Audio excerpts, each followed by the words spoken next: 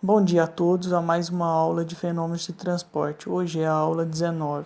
Na última aula aprendemos empuxo, estabilidade horizontal, vertical e de rotação de corpos flutuantes, que estão contidos no capítulo 6 de estática dos fluidos. Nesta aula, daremos continuidade ao capítulo 6 de estática dos fluidos, onde será visto o equilíbrio relativo, recipientes com movimento de translação uniformemente acelerado segundo a horizontal, a vertical e ao longo de um plano inclinado. E por último, daremos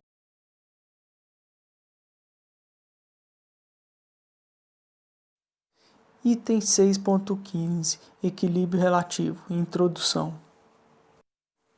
Deve-se supor nesse estudo o caso de um fluido contido em um recipiente que se move com translação uniformemente acelerado ou retardado. A aceleração é constante. Como a partícula do fluido não terá um movimento em relação ao recipiente, fica excluída a presença de tensões de cisalhamento, podendo esse caso ser tratado como um caso de equilíbrio e ser estudado pela estática dos fluidos. Como o fluido só estará em repouso em relação ao sistema de eixo OX-YZ, que se movem em relação a O'XYZ, esse estudo será chamado equilíbrio relativo.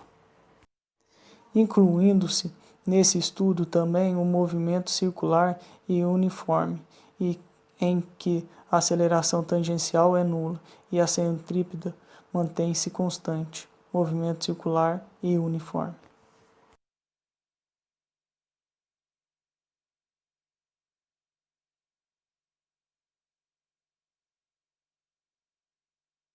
O primeiro movimento relativo estudado é do item 6.16, recipiente com movimento de translação uniformemente acelerado segundo a horizontal.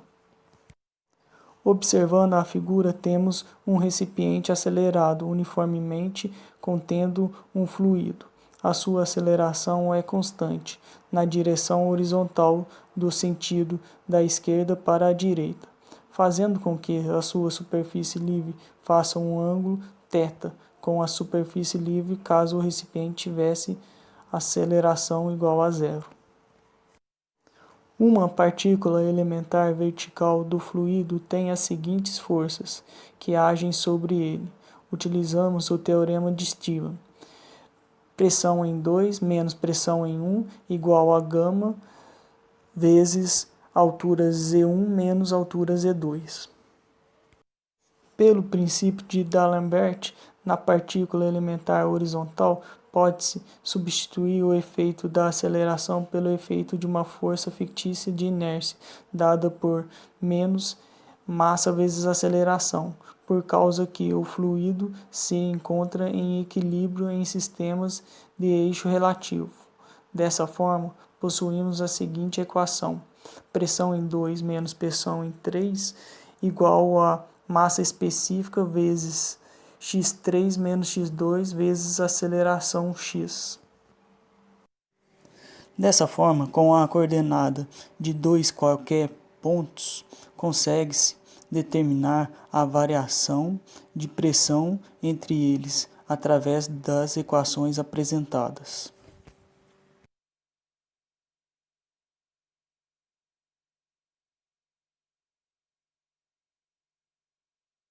A variação de pressão entre dois pontos quaisquer será dada pela soma de uma variação segundo a vertical e outra segundo a horizontal. Exemplo: a variação de pressão entre os pontos 1 e 3 é dado pelo somatório das equações de Stevens, variação de pressão na vertical, e do princípio de D'Alembert, variação de pressão na horizontal.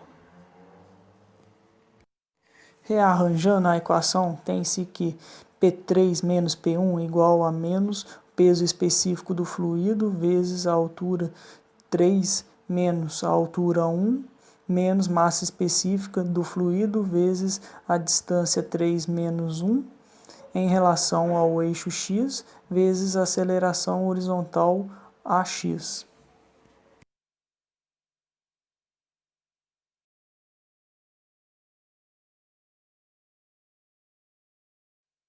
É interessante nesse estudo determinar a inclinação das superfícies em que a pressão se mantém constante, isobáricas. Lembre o leitor que, num fluido não acelerado, tais superfícies eram horizontais. Todas as linhas horizontais apresentadas no recipiente são de pressão constante, sendo que cada uma delas tem um valor de pressão diferente. Utilizando a equação para determinar a variação de qualquer dois pontos dentro do recipiente, temos que, para encontrar as linhas isobáricas, que P3 menos P1 igual a zero.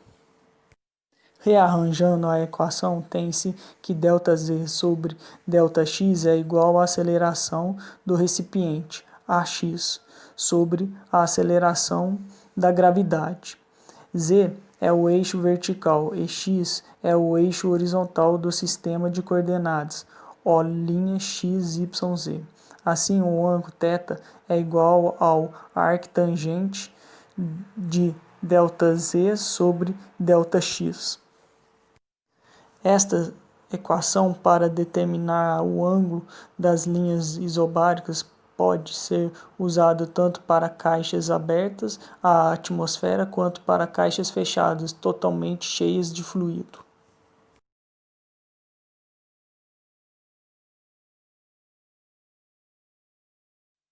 Item 6.17 Recipiente com movimento de translação uniformemente acelerado segundo a vertical. Observando a figura, temos um recipiente acelerado uniformemente contendo um fluido. A sua aceleração é constante na direção vertical e no sentido de baixo para cima ou de cima para baixo, fazendo com que a superfície livre continue na horizontal. Na figura A, em que o recipiente está subindo, para mantermos o fluido parado dentro do recipiente, a força de inércia m vezes AY deve ser contrário à aceleração AY e, consequentemente, está no mesmo sentido da força da gravidade. Na figura B, em que o recipiente está descendo, para mantermos o fluido parado dentro do recipiente, a força de inércia m vezes AY deve ser contrário à aceleração AY e, consequentemente, está no sentido contrário da força da gravidade. Observamos que as linhas isobáricas se mantêm na horizontal, de tal modo que não havendo variação de pressão entre dois pontos na mesma linha horizontal.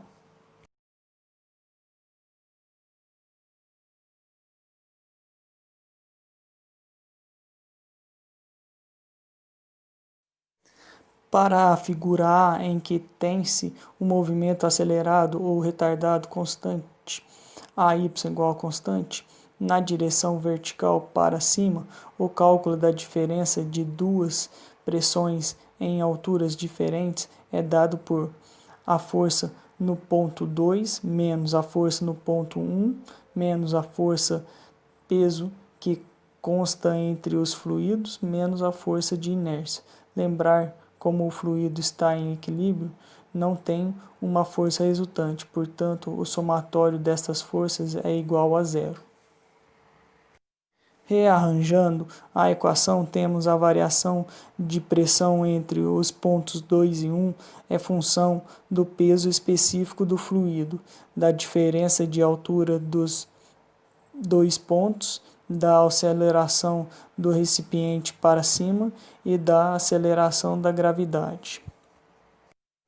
Para a figura B, em que temos o movimento acelerado ou retardado constante, AY igual a constante, na direção vertical para baixo, o cálculo da diferença de duas pressões em alturas diferentes é dado por a força no ponto 2 menos a força no ponto 1 menos a força peso que consta entre os fluidos mais a força de inércia. Lembrar com o fluido está em equilíbrio não tem uma força resultante, portanto o somatório destas forças é igual a zero. Observe que nesta equação que a única força que alterou de sinal foi a força de inércia. Isso foi devido à direção da aceleração, que mudou de sentido. Rearranjando a equação, temos que a variação de pressão entre os pontos 2 e 1 é função dos mesmos parâmetros dados quando o recipiente estava subindo. São eles: do peso específico do fluido, da diferença de altura dos dois pontos, da aceleração do recipiente para cima e da aceleração da gravidade. Percebe-se que esta equação difere da equação para recipiente subindo apenas no sinal do termo AY sobre G.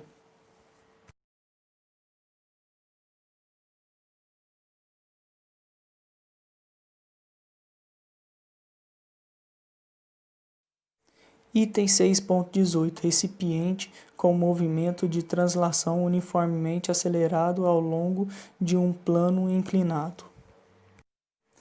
Neste movimento, é composto dos dois movimentos vistos anteriormente, movimento de translação uniformemente acelerado, segundo a horizontal, e a vertical.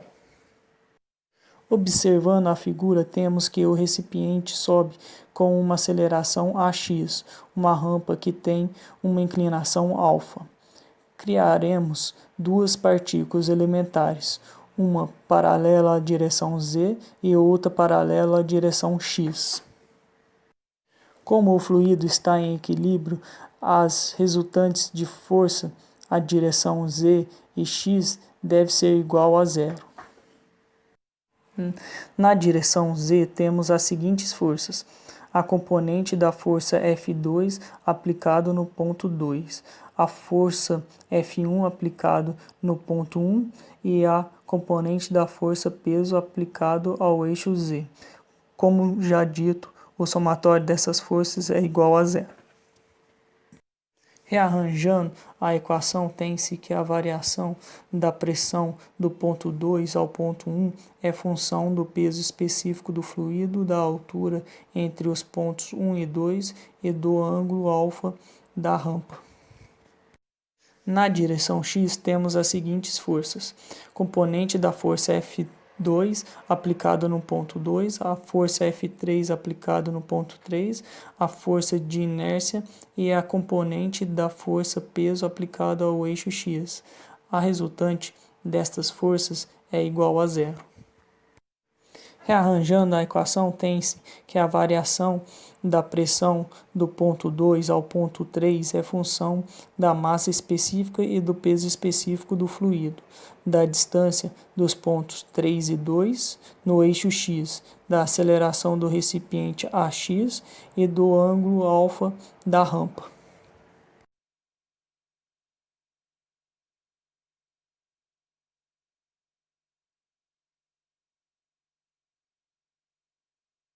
A variação da pressão entre dois pontos quaisquer será dado pela soma de uma variação segundo o eixo Z e outra segundo o eixo X. Substituindo os valores das variáveis de pressão no eixo Z e no eixo X, temos. Analisando a figura, percebemos que o ponto 2 e o ponto 3 têm a mesma coordenada Z e o ponto 1 e 2 têm a mesma coordenada X. Rearranjando a equação da variação da pressão P3 menos P1, tem-se que ela fica em função das massas e peso específico do fluido, a diferença de posição Z e X e do ângulo θ.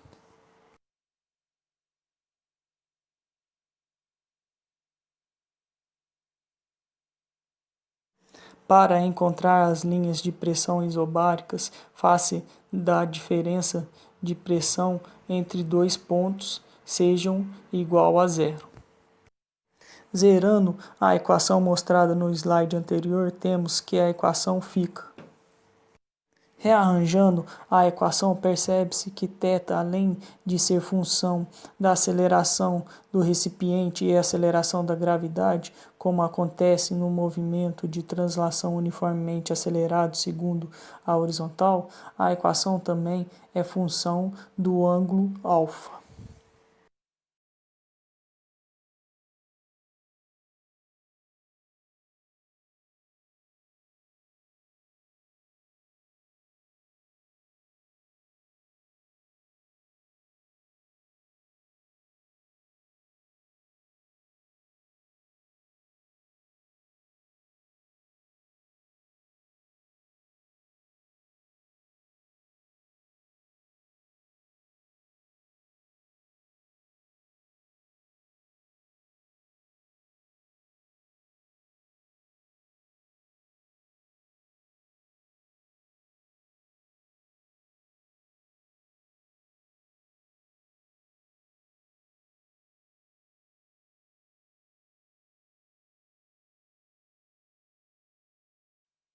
Chegamos ao fim de mais uma aula.